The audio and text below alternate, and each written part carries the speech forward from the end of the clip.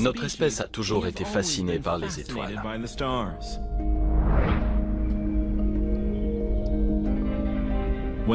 Quand les petites lueurs apparaissent dans le ciel nocturne, ce spectacle provoque envahiment et le désir de mieux le comprendre. Mais pour tous ceux qui s'interrogent sur la nature des étoiles, l'univers représente un défi considérable.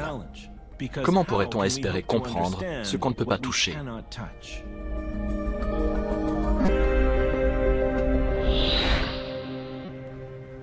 L'éloignement des étoiles fait qu'il ne suffit pas de les attraper pour voir de quoi elles sont faites. Mais cet éloignement n'est pas un obstacle insurmontable pour notre compréhension. À travers les siècles, les astronomes ont compris que les étoiles finissent par révéler leurs secrets quand on les observe de la bonne manière.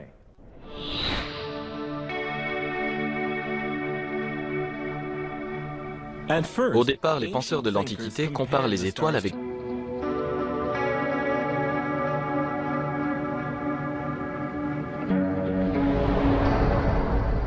Vers 450 avant Jésus-Christ, le philosophe grec Anaxagore avance que les étoiles doivent être semblables à des roches en fusion qui brûlent et dégagent de la lumière, mais qui sont trop éloignées de nous pour qu'on puisse sentir leur chaleur. En réalité, il n'avait pas complètement tort. Aristote observe les étoiles un siècle plus tard, il n'est pas du même avis. Aristote prétend que les étoiles de roches ou de quoi que ce soit de présent sur Terre parce que leur comportement est très différent de celui de notre planète. Au lieu de se déplacer en ligne droite comme des autres, les étoiles, dès leur apparition, tournent en cercle autour de nous avant de disparaître au lever du soleil. Et les étoiles n'ont jamais l'air de changer. Aristote les croit éternelles et faites d'une Les idées d'Aristote dominent pendant les 18 siècles qui suivent, jusqu'à ce que les astronomes envisagent les choses différemment.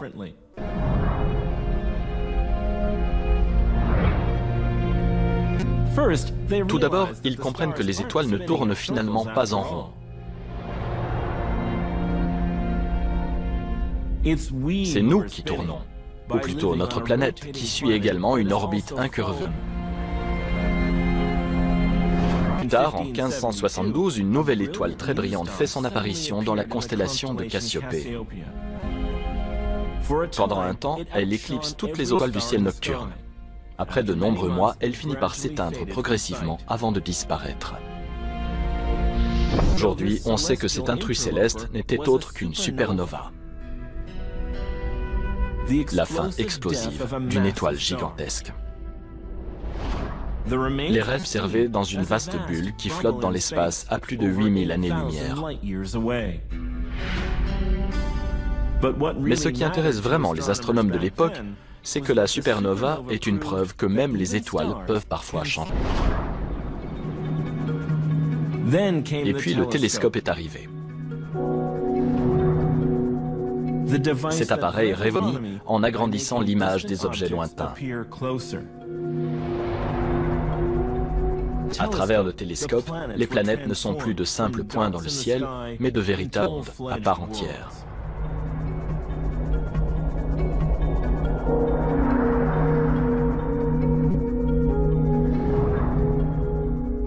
Le télescope confirme aussi que les étoiles sont encore plus lointaines que ce que les astronomes de l'Antiquité avaient imaginé.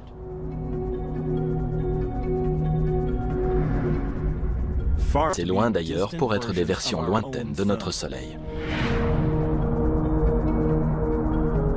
Il devient alors de plus en plus considéré que le ciel et la terre sont deux éléments distincts, alors que tous deux sont gouvernés par les mêmes principes. En 1687, Isaac Newton le démontre une fois en prouvant que sa fameuse loi de la gravité s'applique aussi bien à la Lune et aux planètes qu'à des pommes qui tombent d'un arbre.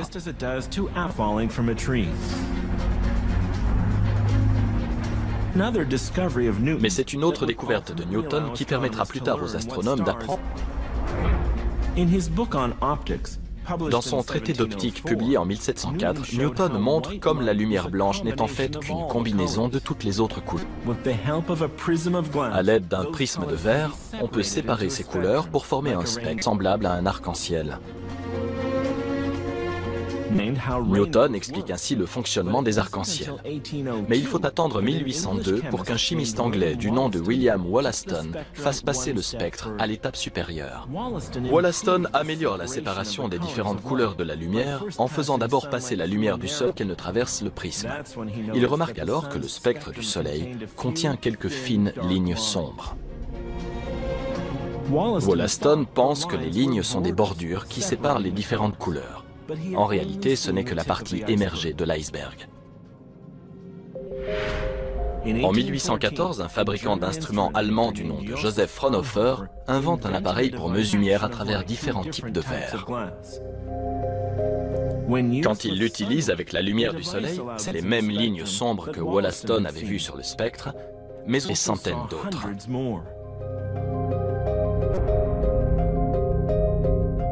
Fraunhofer ne le sait pas encore, mais cet appareil, appelé le spectroscope, finira par servir à résoudre le mystère de ce qui constitue le Soleil et les étoiles.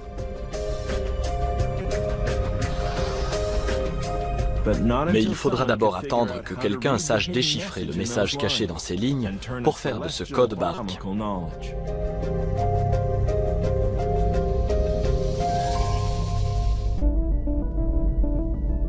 Dans le monde de la science, il y a toujours eu des moments où le progrès semblait impossible. C'est le cas en 1835, quand le philosophe français Auguste Comte écrit que la composition chimique des étoiles serait toujours bien au-delà des limites de la connaissance humaine.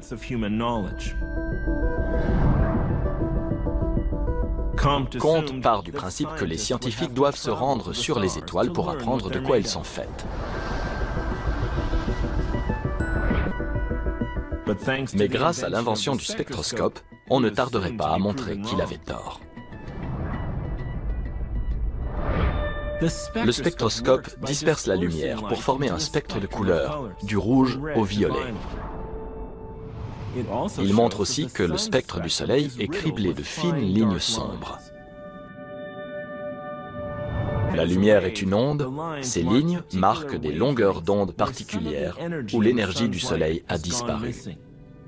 Mais où est-elle partie? Dans les années 1850, deux physiciens allemands, Robert Bunsen et Kip, pour le découvrir. Leurs expériences montrent que lorsque la lumière traverse un gaz, les atomes de ce gaz absorbent une partie de la lumière, mais uniquement à certaines longueurs d'onde spécifiques qui dépendent des propriétés d'un type d'atome en particulier. Cela explique les lignes sur le spectre du Soleil qu'on appelle les raies d'absorption.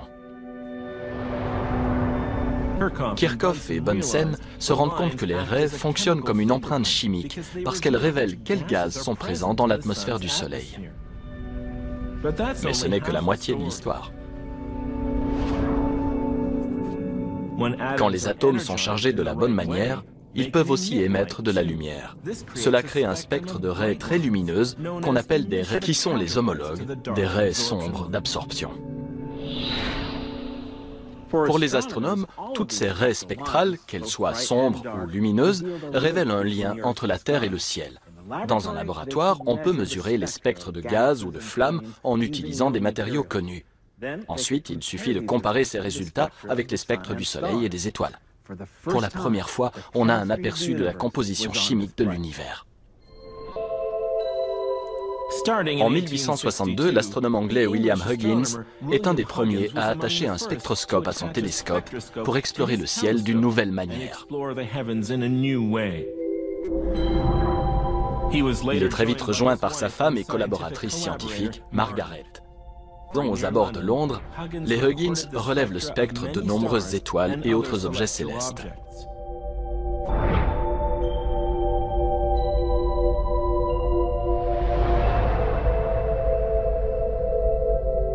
Parmi leurs cibles se trouve la grande nébuleuse d'Orion, une tache de lumière embrumée située non loin des étoiles de la ceinture d'Orion. Est uniquement constituée de raies d'émission très lumineuses et surtout raies correspondant à l'hydrogène. Cela prouve que la nébuleuse n'est en fait qu'un gigantesque nuage de gaz lumineux, même un nuage qui pourrait un jour se condenser pour former de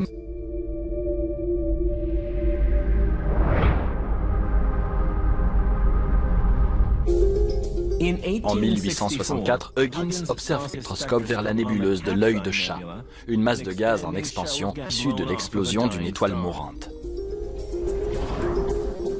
L'œil de chat produit une raie d'émission verte qui ne semble correspondre à aucun élément connu. Huggins surnomme cette substance mystère le nébulium. Il faudra 60 ans aux astronomes pour comprendre que cette raie verte est en fait produite par des atomes d'oxygène. Cet état énergisé révèle la haute température et la basse pression de l'environnement interne de la nébuleuse, qui s'étend à près de 60 000 km/h. Mais une des vraies grandes découvertes liées au spectroscope a lieu en 1868.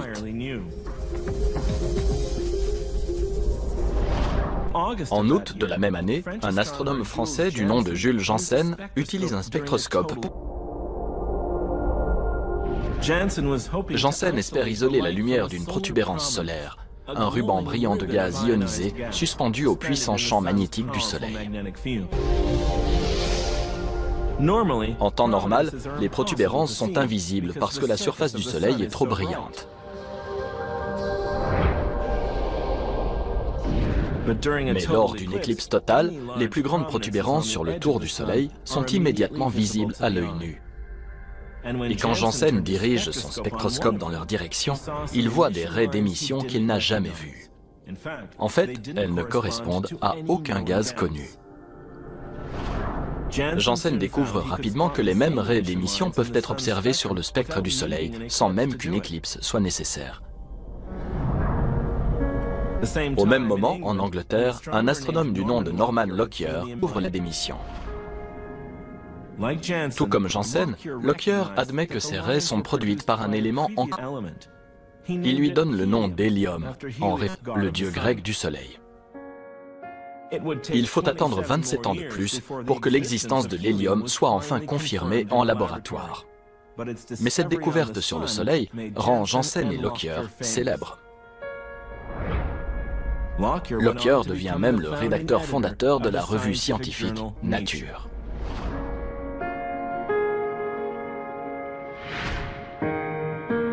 À la fin du XIXe siècle, le spectroscope a déjà prouvé et des étoiles. Mais son plus grand triomphe est encore à venir.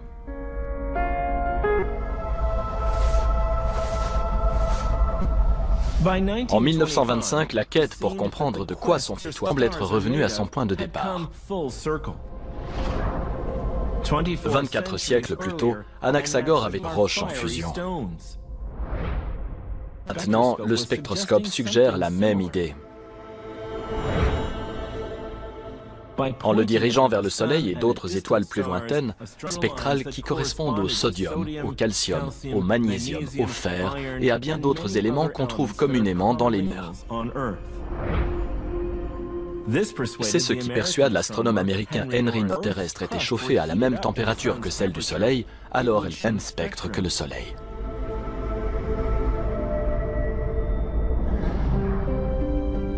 Russell est un véritable expert des étoiles et son influence fait autorité dans le monde scientifique.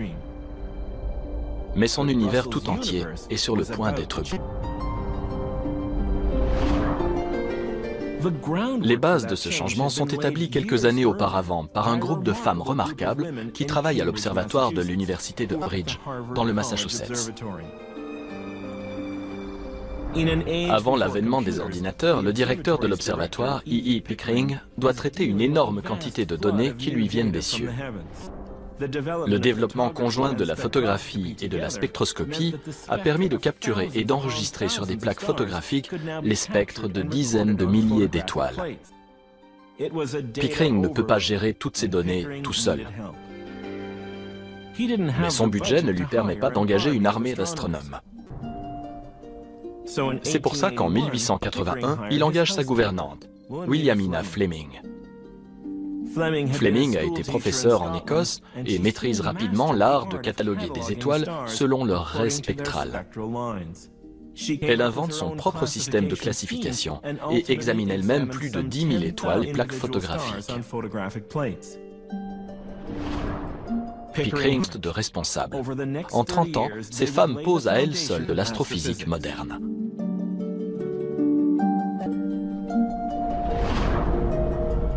Cannon est un des membres les plus importants de l'équipe.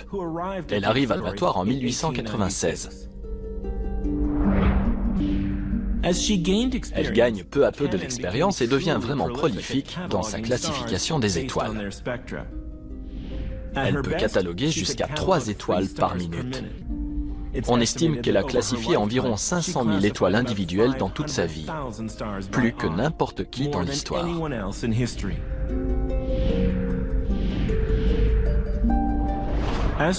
Cannon développe également un système plus avancé pour cataloguer les étoiles. Son approche montre qu'il existe une progression dans les raies spectrales quand on passe d'un type d'étoile à un autre. Certaines raies sont plus intenses, alors que d'autres s'estompent. C'est un indice important, mais c'est une autre astronome qui comprend ce qu'il signifie.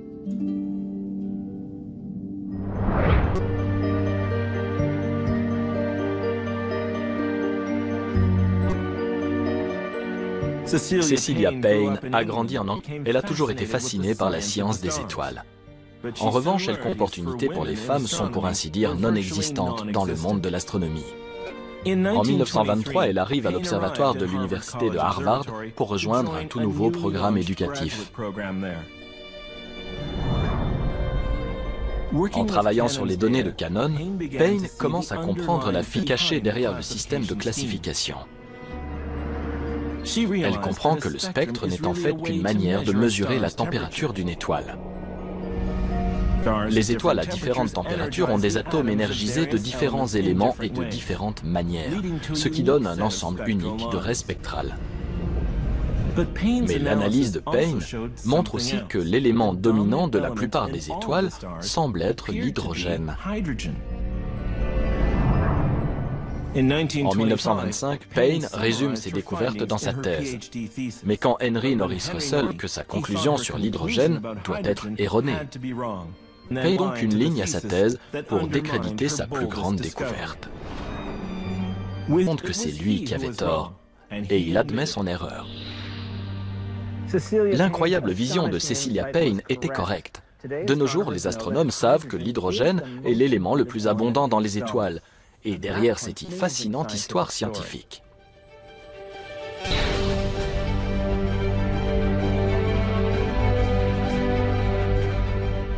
Aujourd'hui, il est clair que les étoiles naissent dans des nuages de gaz d'hydrogène, comme la nébuleuse d'Orion que William Huggins avait étudiée. Une fission nucléaire qui change l'hydrogène en hélium ou en autre.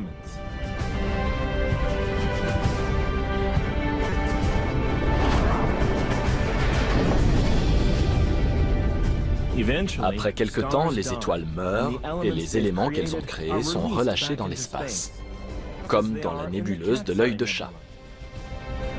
L'étoile sème dans l'univers les matériaux bruts nécessaires pour et la vie.